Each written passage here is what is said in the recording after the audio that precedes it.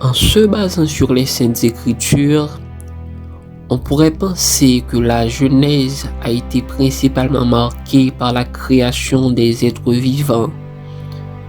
Suite au péché ancestral, autrement dit, la désobéissance des premiers êtres humains créés par Dieu, Adam et Ève, la vie sur terre a pris un autre tournant. La vie éternelle, gratuitement offerte à un prix. Depuis lors, les jours des êtres vivants sur terre sont comptés. Les soucis, la misère, la souffrance font désormais partie de notre quotidien. Les humains, maintenant mortels, se montrent beaucoup plus intéressés par ce concept appelé avenir.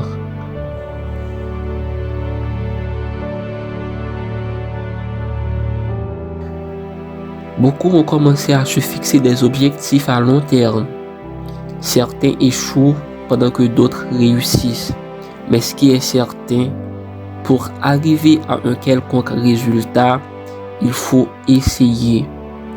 Vous ne pourrez jamais tout avoir de la vie, mais assurez-vous toujours d'arracher à la vie ce qui vous appartient. Tout commence par un rêve. Commencez par en créer un et considérez-le comme une première étape.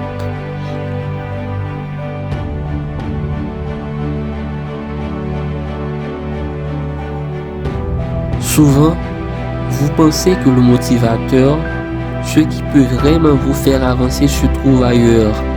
Alors vous vous perdez totalement dans les histoires des autres, vous les prenez en charge et vous vous oubliez. Vous êtes tellement dépendant que vous recherchez dans des endroits que vous n'auriez pas dû chercher. Vous traînez avec des gens qui ne valent même pas la peine d'être hantés.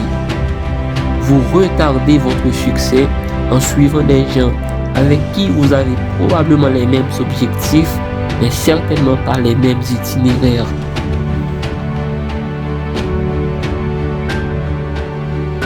Pourquoi vivez-vous? Est-ce pour se perdre complètement dans les histoires des autres ou pour se laisser noyer par les larmes de joie que verse le monde?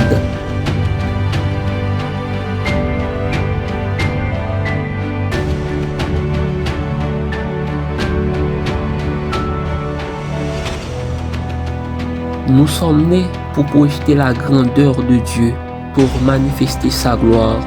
Nous sommes nés pour partager un amour véritable et doux qui nous gardera en forme et renforcera notre envie d'aimer.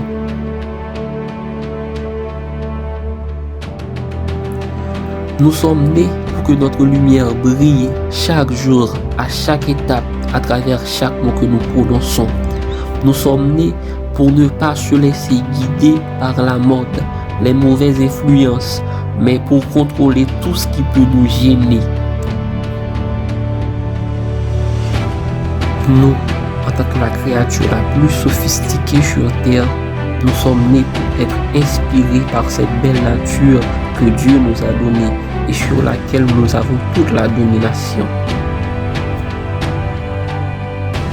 Nos résultats dépendent de la manière dont nos goûts sont façonnés, mais cela dépend aussi de la volonté de Dieu.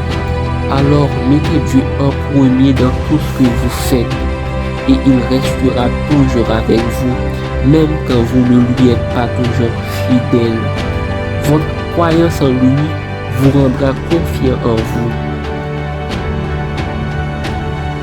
Nous ne sommes pas nés pour échouer. Nous sommes nés pour réaliser de grandes choses. Nous sommes nés pour avoir un impact sur le monde. Commençons par rêver grand. Extériorisons nos prouesses. Surprenons-nous nous-mêmes.